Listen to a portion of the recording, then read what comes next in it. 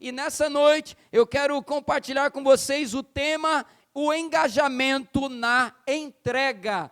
Tema da mensagem dessa noite, o engajamento na entrega. E eu quero ler com você Atos capítulo 4, nós vamos ler aí do 32 ao 37. Atos capítulo 4, nós vamos ler na palavra do Senhor o versículo 32 até o versículo 37. E na medida que você for encontrando, pode permanecer sentado, tá? Mas com reverência, faça a leitura da palavra do Senhor junto comigo. Coloca aí o seu celular no modo avião agora, né? Esquece que existe o WhatsApp, esquece o Instagram, não existe mais nesse momento. Às 9 horas da noite ele volta a existir, você pode olhar lá, tudo direitinho. A tua família está bem, tua casa está bem, não tem nada no mundo acontecendo agora que seja mais interessante e importante do que a palavra do Senhor que você vai receber nesse momento, amém? Fica tranquilo que Deus está cuidando de tudo que ficou lá fora.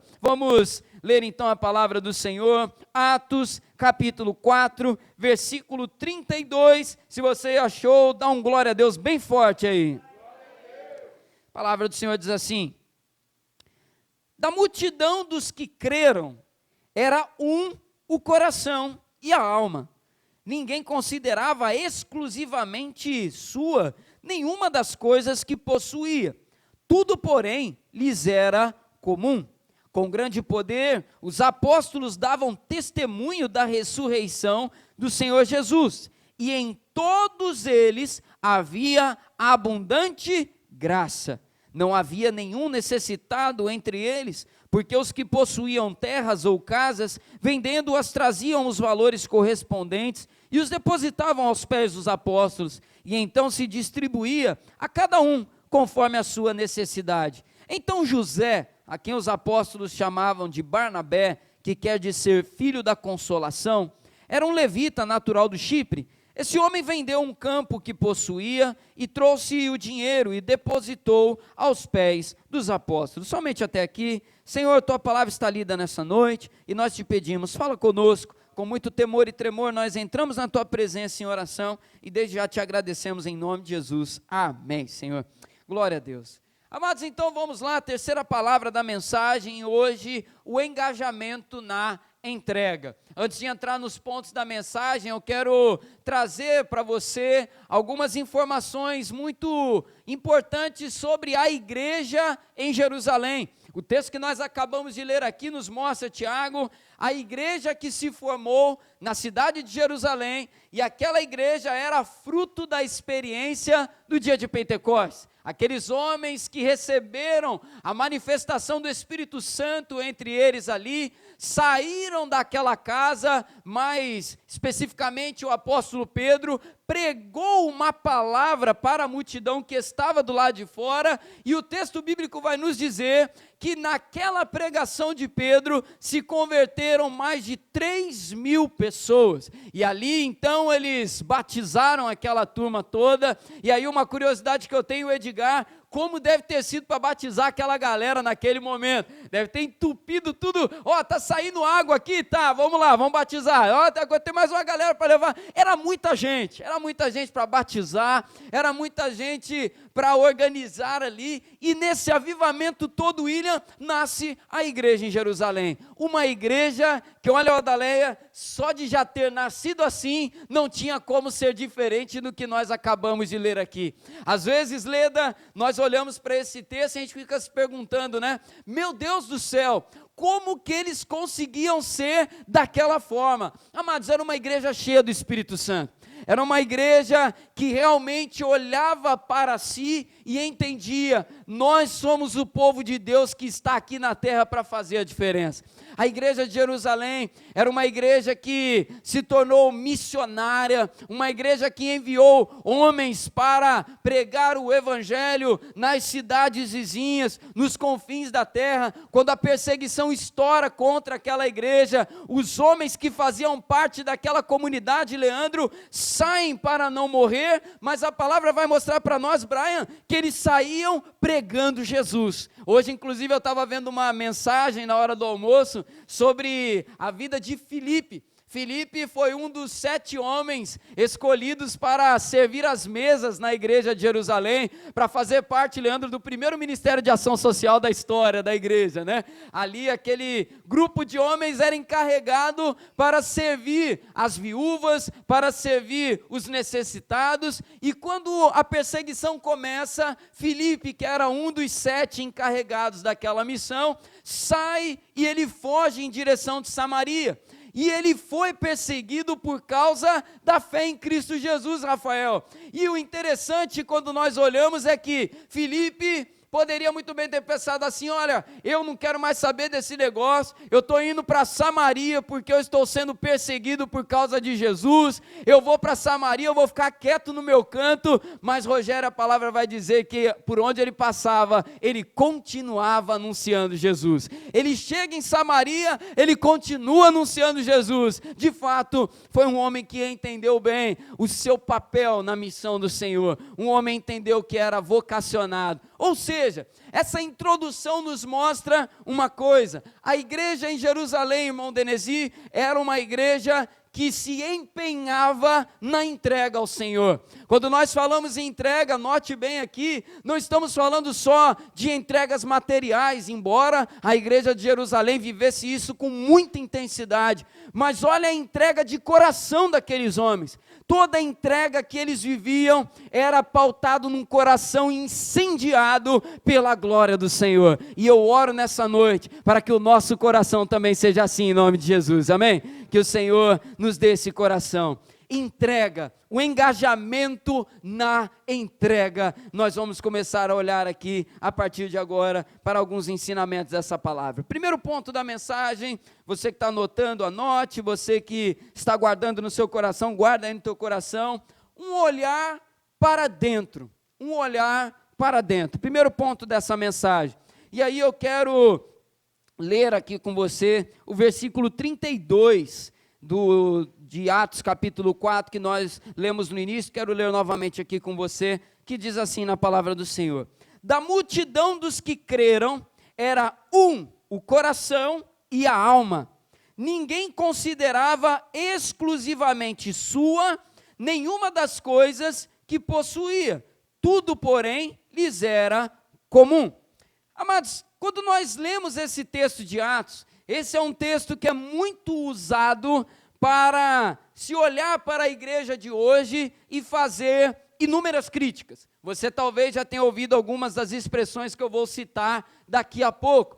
E eu já adianto aqui uma delas. Por exemplo, nós temos uma tendência de ler esse texto aqui de Atos 4 e dizer o seguinte: está vendo? Isso que a igreja deveria fazer e não faz. Quando a gente lê esse texto aqui, muitas pessoas viram e declaram essas palavras aqui: isso que a igreja deveria fazer e não faz. Só que eu queria fazer uma tradução dessa frase aqui para você. Geralmente, eu não vou generalizar não, mas vou colocar aí 99,9% dessa frase, quando é usada, ela quer dizer o seguinte: isso que a igreja, ou seja, os outros, deveriam fazer e não fazem.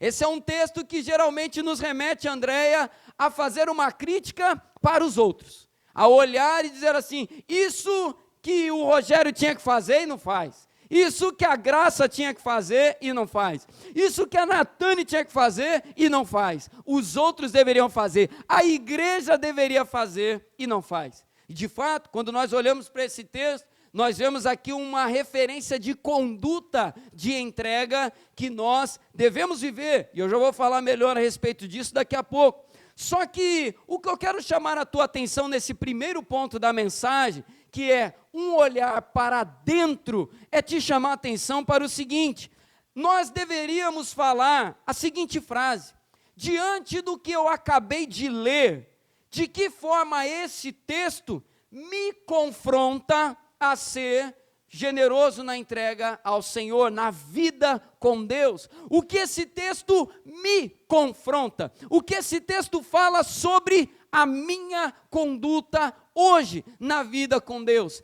Ao ler textos da palavra do Senhor, nós não devemos olhar e pensar: esse texto me mostra que o Tiago tem que melhorar muito.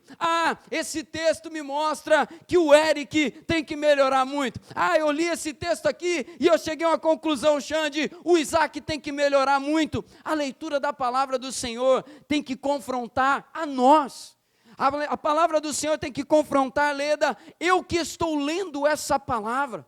E aí, diante desse texto, eu tenho que fazer essa pergunta: de que forma esse texto me confronta? É um olhar para dentro de mim. Quando eu olho para essa igreja tão generosa, essa igreja tão amorosa, essa igreja tão intensa na presença de Deus, o que esse texto diz sobre mim? A respeito de mim mesmo hoje. E aí, não se trata de acusar os outros, trata-se de cada um de nós permitir ser confrontado para que nós possamos realmente discernir essa palavra e ser mais intensos na presença de Deus, de sermos homens e mulheres que amam mais fazer a vontade de Deus, de sermos uma igreja que a cada dia mais cresce nas boas obras, no serviço, na missão do Senhor, para que o perdido seja alcançado, para que o oprimido seja liberto das garras de Satanás, e que a igreja possa fazer a diferença, não só aqui em Freguesia, mas em Jacarepaguá, no Rio de Janeiro, no Brasil e no mundo.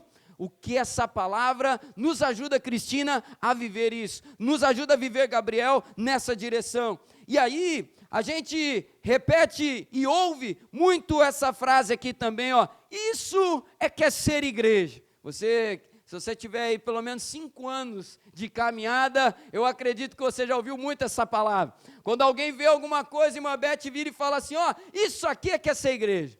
Isso é ser igreja de verdade. E geralmente, por trás dessa frase, está o seguinte: isso que os outros deveriam fazer.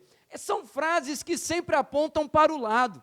São frases que sempre empurram a culpa para outras pessoas, enquanto que o correto seria: é mais disso que eu deveria estar disposto a fazer. Essa palavra deve nos fazer então olhar para dentro. Percebe como muda quando nós invertemos essa pergunta? Tudo muda, tudo fica diferente. Não se trata apenas de uma ação caridosa. A igreja aqui não estava fazendo algo simplesmente por uma caridade vazia. Trata-se de uma ação missionária. Quando eu olho para esse texto, quando eu olho para o versículo 32, e ele nos diz, eu quero ler de novo com você: da multidão dos que creram, era o coração e a alma. Ninguém considerava exclusivamente sua nenhuma das coisas que possuía, tudo, porém, lhes era comum. A igreja vivia dessa maneira, não porque era bonitinho viver, mas porque o Espírito Santo de Deus movia aquela igreja a viver naquela dinâmica. Era um transbordar da ação do Evangelho de Jesus dentro de cada um deles. E aí eu quero voltar de novo aqui, Camille, para o que nós falamos no início aqui dessa mensagem, desse ponto especificamente. O que é que o Evangelho de Jesus tem operado dentro de cada um de nós? O que é que o Evangelho tem gerado dentro de mim, dentro de você, ao longo dessa caminhada? O que é que nós estamos nos tornando por causa do Evangelho de Jesus? Adeilton, o que o Evangelho tem operado em mim? Eu tenho sido uma pessoa que cada vez mais se entrega diante do Senhor, uma pessoa que cada vez mais se empenha para a salvação e transformação de outras, ou eu tenho me tornado uma pessoa cada vez mais fechada dentro de mim mesmo? O Evangelho deve nos abrir, deve nos transbordar. O Evangelho deve rasgar o nosso coração, o Evangelho deve rasgar o nosso eu, para que nós possamos transbordar em obras que nós nem imaginamos um dia poder viver. O Evangelho deve operar esse tipo de ação dentro de cada um de nós. Posso ouvir um amém? Amém. E aí eu quero entrar com você no segundo ponto dessa mensagem. segundo ponto dessa ministração, não é só isso, mas também é isso. Segundo ponto da mensagem, não é só isso, mas também é isso. Já vou te explicar essa frase aí, você já vai entender. Quando a gente lê esse texto de Atos capítulo 4, esse não é um texto que trata apenas de coisas materiais. Esse não é um texto que trata apenas sobre o que nós fazemos com os bens materiais que nós possuímos. Mas não podemos abandonar o fato de que esse texto também trata sobre esse assunto. E aí fica super tranquilo, meu irmão e minha irmã, eu não vou encerrar o culto aqui falando para você entregar a chave do carro como oferta ao Senhor, fica tranquilo, né? Não vai ter nenhum apelo aqui falando para você entregar a escritura da tua casa, fica tranquilo, não vai ter mais ofertório nessa noite, fique em paz, fique em paz. Mas fato é que esse texto nos ensina muito sobre a maneira como lidamos com aquilo que temos. E aí quem veio na quinta-feira, na comunidade na mesa, vai se lembrar, toda terceira semana do mês, nos nossos encontros de quinta-feira, nós vamos receber palavras sobre mordomia cristã. E aí eu quero explicar aqui para quem não pôde estar conosco, o que é a mordomia cristã? Mordomia cristã é o ensinamento, é a área doutrinária que nos ensina a como lidar, como administrar, como manusear as bênçãos que o Senhor nos dá. E aí a mordomia não ensina, André, só sobre questões materiais. Mordomia cristã fala também sobre a maneira como nós lidamos com a nossa família. Mordomia cristã nos ensina sobre a forma como lidamos com o nosso corpo, nos ensina sobre a maneira como lidamos com os nossos relacionamentos. Mordomia cristã nos ensina o seguinte: tudo o que eu tenho e sou não pertencem a mim, pertencem ao Senhor. Vou repetir: tudo o que eu tenho e que sou não pertence a mim, mas pertence ao Senhor. O versículo 32 que nós acabamos de ler, nos mostra, Ricardo, exatamente isso. A igreja olhava para todas as coisas de sua vida e não considerava exclusivamente sua nada dessas coisas, nenhuma questão da sua vida. A igreja passou a entender, irmã Graça, que tudo pertence a Deus. E quando tudo pertence a Deus, a maneira como nós lidamos muda também. E aí a gente pode falar sobre questões materiais para começar, e eu não estou falando aqui que, se eu entendo que esse copo não é meu, mas pertence ao Senhor, então eu acho que eu tenho que dar esse copo para a primeira pessoa que eu vir. É isso? Não é isso que eu estou falando.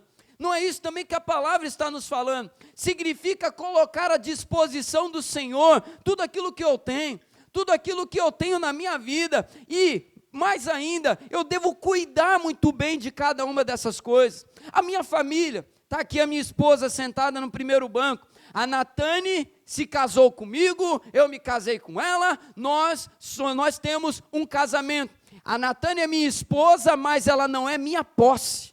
A Natane não pertence a mim. A Natane, quando assinou aquele documento no cartório, ela assinou um termo de posse, agora eu pertenço ao Cleiton. Não, ela é minha esposa, mas eu não tenho ela como minha posse. A Natane é posse do Deus Todo-Poderoso.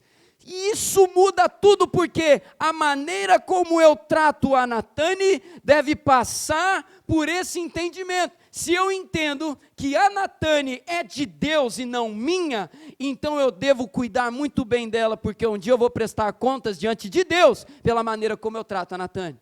E também o contrário. Ela não deve olhar para mim e pensar, ele me pertence. Não, ele pertence ao Senhor e eu devo tratá-lo de uma maneira, porque um dia eu vou prestar contas diante do Senhor, da maneira como eu tratei o meu esposo. E assim para tudo na nossa vida, mordomia cristã nos ensina isso. Nada que eu tenho é meu, de fato, tudo é de Deus. E aí a questão é, como eu lido com as minhas coisas? E a igreja em Jerusalém nos ensina exatamente essa questão. Eles olhavam para as questões materiais, eles olhavam para a sua própria vida, e eles entendiam, William, tudo é de Deus, então eu vou colocar tudo à disposição do Senhor. Nós vemos o caso de Barnabé. Barnabé, diante da necessidade de alguns irmãos, olhou para um de seus terrenos, vendeu e entregou para que ninguém pudesse mais passar necessidade, porque ele entendeu que aquele terreno não era dele, aquele terreno era do Senhor. As pessoas colocavam sua vida à disposição para pregar o evangelho mesmo no meio de uma perseguição, porque elas entenderam: a minha vida não pertence a mim mesmo, o meu corpo pertence ao Senhor. Se tiver que sofrer, se tiver que carregar as feridas por causa do nome de Jesus, assim vou carregar, porque o meu corpo pertence ao Senhor e eu vou usá-lo de uma maneira que glorifique o nome do Senhor. Esse texto nos ensina que esse engajamento é fundamental. E aí, amados, a gente precisa refletir muito sobre isso, porque nós não somos autorizados por Deus a usar qualquer coisa que temos na nossa vida para ostentar, para competir com as pessoas, para mostrar que temos o melhor, ou de repente, ou menosprezar. Não, eu devo lidar com tudo na minha vida para a glória de Deus. Eles não consideravam exclusivamente nada seu, nenhuma das coisas que possuía, tudo lhes era em comum. E aí eu quero apontar aqui também com vocês o seguinte: tudo na nossa vida deve ser usado para glorificar ao nome do Senhor. E aí eu quero te convidar, assim como eu falei no primeiro ponto da mensagem, olhe agora para a sua vida. Eu vou olhar também para a minha vida e pensar: Senhor, como eu posso lidar com as coisas que o Senhor confiou a mim, para que o seu nome seja glorificado? Está aqui o Leandro com a Júlia com o Leandro, pai e filha, filha e pai. Poderia apresentar aqui também, está aqui o Rafael e a Samiri não está aqui, eu já ia procurar a Samiri aqui, Samiri subiu, mas está aqui a Andréia e a Eliane e a Andréia. Até mesmo as amizades na nossa vida não pertencem a nós, pertencem ao Senhor. Senhor, como que a minha amizade deve ser vivida de uma maneira que seja multiplicada a vida do Senhor. Isso muda absolutamente tudo na nossa maneira de viver. E tem que mudar mesmo, meus irmãos, porque pode chegar um belo dia que o Senhor nos peça algo, e se o nosso olhar para as coisas for um olhar de apego, nós não vamos conseguir fazer. E eu não estou falando só de coisas materiais. Quando nós olhamos para nós mesmos, se eu tiver o entendimento de que eu me pertenço, se o Senhor um dia pedir algo para mim, que vai exigir negar o meu próprio eu não vou entregar, porque na minha cabeça eu ainda não entendi que eu pertenço a Deus.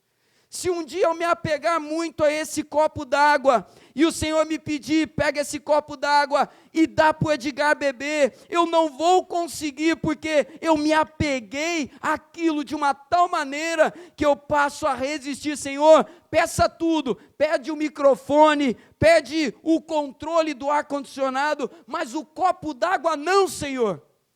Se eu não entender que tudo pertence ao Senhor, uma hora eu vou cair em reprovação diante do Senhor. Nós precisamos olhar para a igreja em Jerusalém e entender isso, uma igreja engajada na entrega. E eu volto a dizer aqui, eu não estou falando sobre dízimos e ofertas, eu não estou falando para você pegar aí algum bem na tua casa e entregar na minha, eu não estou falando nada disso, eu estou falando sobre um coração generoso diante do Senhor. Um coração disposto a viver a entrega ao Senhor, um coração disposto a renunciar tudo e qualquer coisa que for necessária para obedecer ao Senhor e glorificar o seu nome. A igreja de Jerusalém vivia isso, e torna a dizer, eu não olho para esse texto aqui e acuso Gabriel, eu não olho para esse texto aqui e acuso o Marcos Dias, eu não olho para esse texto aqui e aponto o dedo para Karen, eu olho para esse texto e olho para dentro de mim e digo para o meu Senhor: Senhor, se há algum caminho mau no meu coração, me ajude a viver a tua vontade. Porque todos nós temos algo nessa área que o Senhor ainda precisa tratar.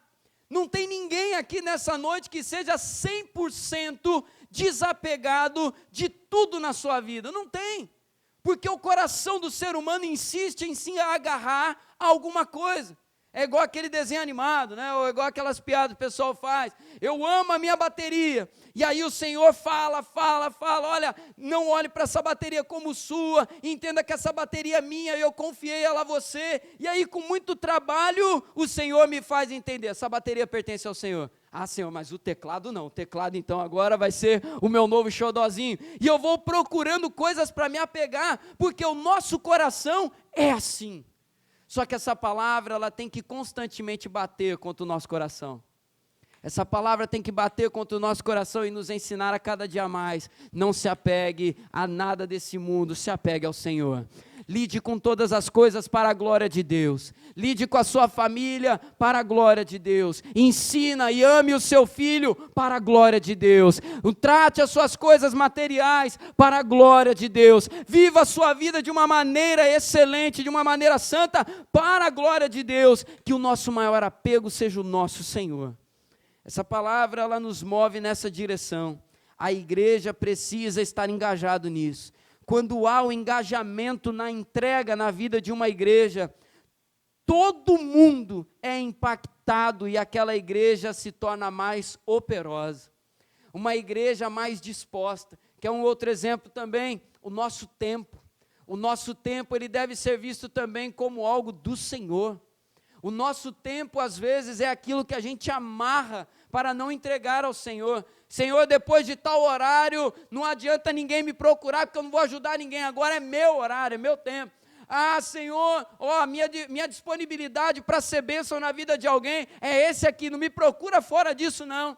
O meu tempo eu faço da maneira que eu quiser. Amados, até o nosso tempo é mordomia cristã também na nossa vida. Até o nosso tempo o Senhor confiou a nós. E nós vamos prestar conta pela maneira como nós vivemos. A igreja é desafiada realmente a viver essa entrega. Só que eu digo para você, para a glória do Senhor, vale muito a pena viver dessa maneira. Vale a pena, sabe por quê? Quando eu olho para minha esposa e eu entendo, ela pertence ao Senhor, e eu trato ela de uma maneira que glorifica ao Senhor, sabe o que eu vou fazer? Eu vou amar ela, eu vou cuidar dela, eu vou zelar pela vida dela, ela vai se sentir amada, e eu vou receber também de bênção nesse sentido, que eu vou tratar bem, o Senhor vai abençoar, e vai ser recíproco, isso vai gerar um ciclo de bênção, e vai ser bênção que vai gerar, e vai respingar na vida do Bernardo. Quando eu lido com o meu tempo de uma maneira que glorifica ao Senhor, a minha vida se torna cheia da paz do Senhor. Eu não vivo desesperado e preocupado como alguém que está abandonado nesse mundo, porque quando eu trato tudo como algo de Deus na minha vida, pode o Senhor tirar, pode em algum momento se perder, porque eu estou entendendo, Senhor, eu estou administrando o que o Senhor confiou na minha mão, mas eu estou apegado ao Senhor, mas não a nenhuma dessas coisas. Se esse computador for tirado da minha vida, a minha vida não acaba por causa disso. Se a minha saúde se esgotar, ela não acaba, a minha vida não acaba por causa disso, porque eu creio, eu confio e eu já entendi que é o Senhor a quem eu estou me apegando, e na eternidade eu não vou precisar desse computador, eu não vou precisar desse corpo que perece aqui nessa terra, porque o Senhor fará nova todas as coisas. A igreja precisa viver nessa dinâmica de entrega, é tudo pertence ao Senhor. Terceiro e último ponto dessa mensagem: o que está por trás da generosidade da igreja? O que está por trás da generosidade da igreja? E aí eu quero ler com você o versículo 33, vamos lá? Versículo 33 da palavra do Senhor diz assim: com grande poder, você pode repetir isso? Diga assim, grande poder. Os apóstolos davam testemunho da ressurreição do Senhor Jesus, e em todos eles havia abundante graça. Você pode dizer, abundante graça. O que está por trás da generosidade da igreja? O que está por trás da entrega da igreja? E aí eu faço duas perguntas para você nesse momento. De onde vem o poder? De onde vem a graça? De onde vem?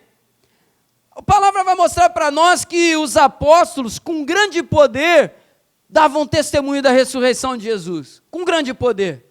Havia ali, Leandro, um poder especial agindo para eles viverem daquela maneira. E o texto vai dizer ainda no final do versículo 33, que havia neles abundante graça. Abundante graça. Era algo que transbordava. De onde vêm todas essas coisas? E aí, antes de abordar essas perguntas, eu vou pedir para projetar aqui, por favor, 2 Coríntios, capítulo 8, versículo 5. Vamos lá? 2 Coríntios, capítulo 8, versículo 5, a palavra do Senhor vai dizer assim para nós: e não somente fizeram como nós esperávamos, mas, pela vontade de Deus, deram a si mesmos, primeiro ao Senhor e depois a nós. Esse texto que nós acabamos de ler, só para você entender ele bem aí, é o apóstolo Paulo falando com a igreja de Corinto. E ele vai falar sobre algo que aconteceu, que impactou a vida de Paulo e também de outros irmãos. Aconteceu um momento na história em que essa igreja de Jerusalém, olha como que é curioso, deixa eu abrir só um parênteses aqui, olha como que é curioso eu ler as coisas. A igreja de Jerusalém vivia esse transbordar, né? Só que chegou um momento, com o passar do tempo, que a igreja de Jerusalém se tornou uma igreja extremamente pobre.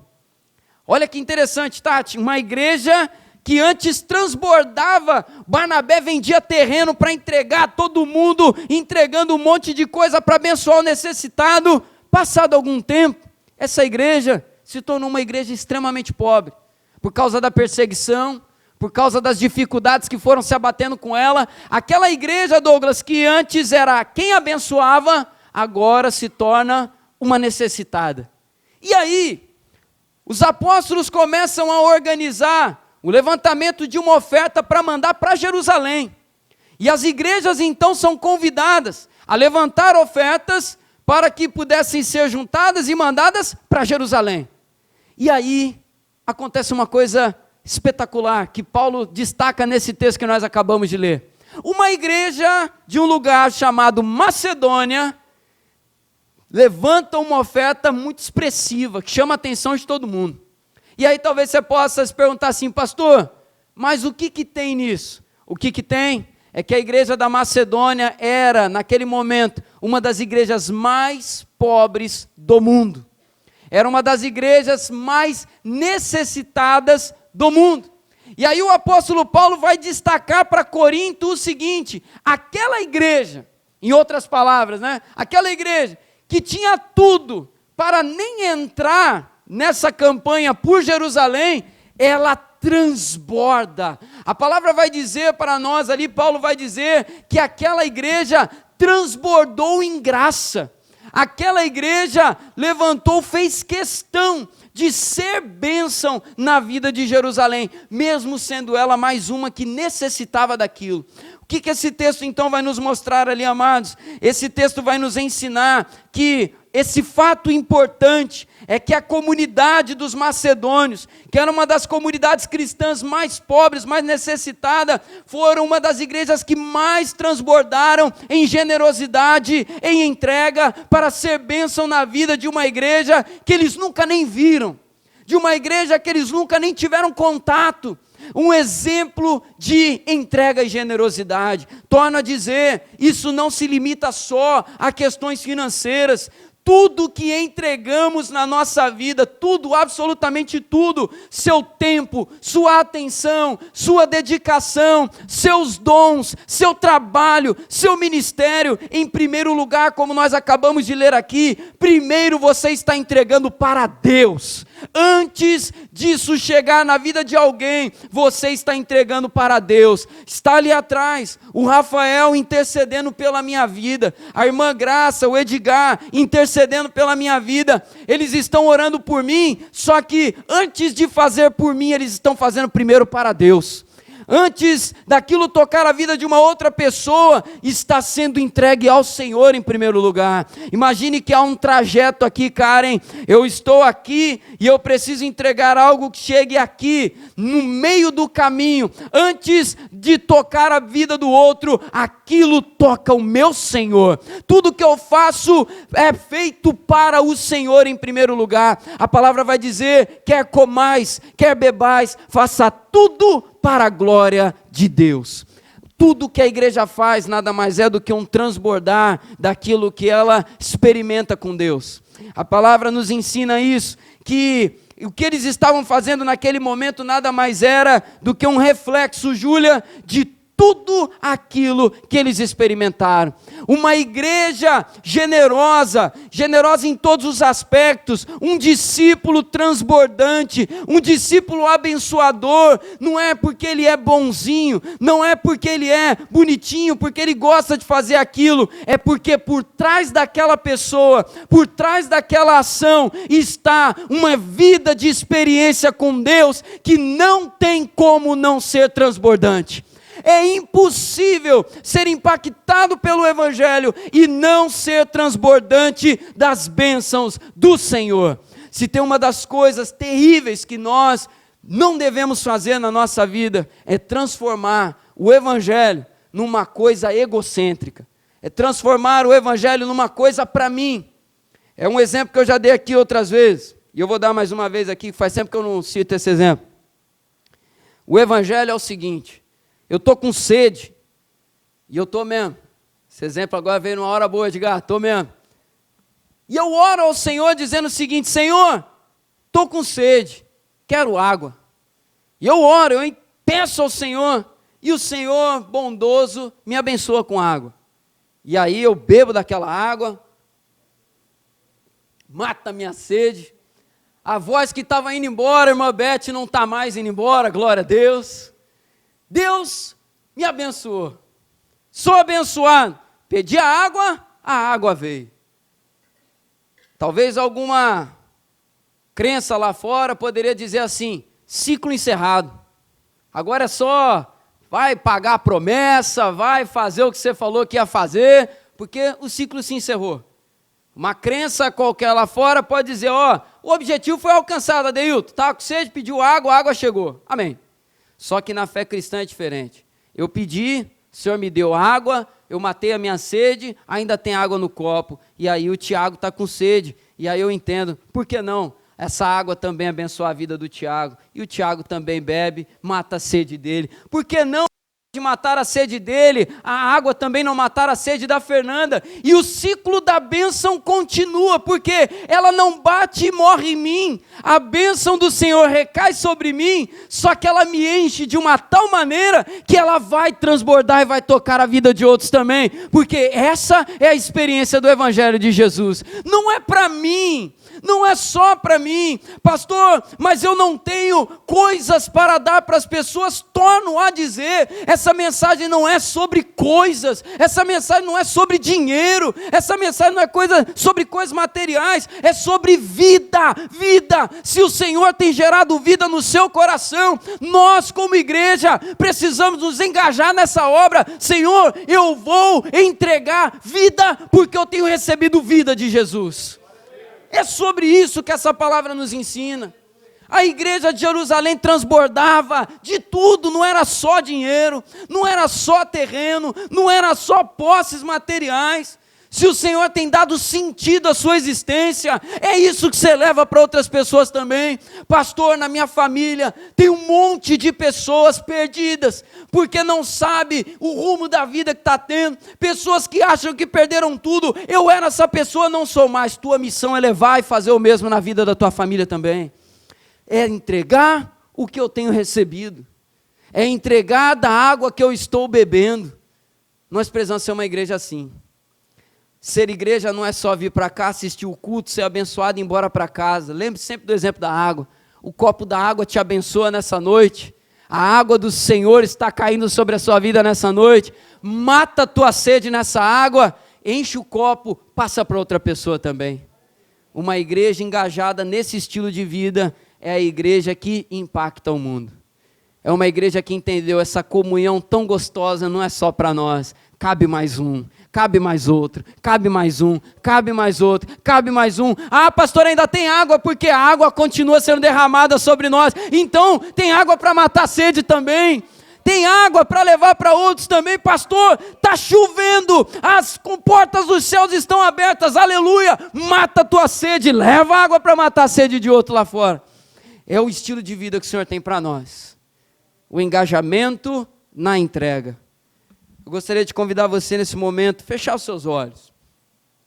E de novo, Esse não é um texto para eu olhar e dizer assim, a igreja, ou seja, os outros, tinham que ser assim. Não. Recebe essa palavra, assim como eu também. Medita agora no seu coração, Senhor, o que essa palavra me confronta hoje? Talvez você já tenha na sua vida tido experiências de desapego de diversas coisas. Mas nessa noite, olha para o que você tem agora, hoje na tua vida e pensa, Senhor, com o que eu tenho hoje, como que eu posso viver para a tua glória no mundo? Como que eu posso viver para a tua glória, Senhor, no lugar onde o Senhor tem me colocado? Como que eu posso ser bênção na minha igreja? Como que eu posso ser bênção na minha família? Como que eu posso ser bênção no meu trabalho? Como que eu posso ser bênção, Senhor? Senhor, em nome de Jesus, eu oro nessa noite, debaixo dessa palavra, e te peço, Senhor, nos ajude a ser uma igreja que realmente entenda, Senhor, nosso bem mais precioso é o Senhor. Não existe mais nada nesse mundo que nós devemos nos apegar, Senhor. Nos ajude a realmente olhar e entender, Senhor, é do Senhor que nós dependemos. Senhor, que as preocupações não nos levem, Senhor, a deixar de viver essa palavra que nós aprendemos aqui. Senhor, em nome de Jesus, que nós possamos lidar com dinheiro e bens materiais de uma forma bíblica. Que possamos lidar com os nossos relacionamentos de uma forma bíblica. Que possamos lidar, Senhor, com as nossas vontades de uma forma bíblica. Senhor, que a gente venha lidar com o nosso eu de uma forma bíblica, Senhor. Senhor, a nossa vida é para Ti. Senhor, nós não vivemos para qualquer outra causa, é para o Senhor que nós vivemos. Obrigado, Senhor, porque mesmo no confronto da Tua palavra, nós somos abençoados.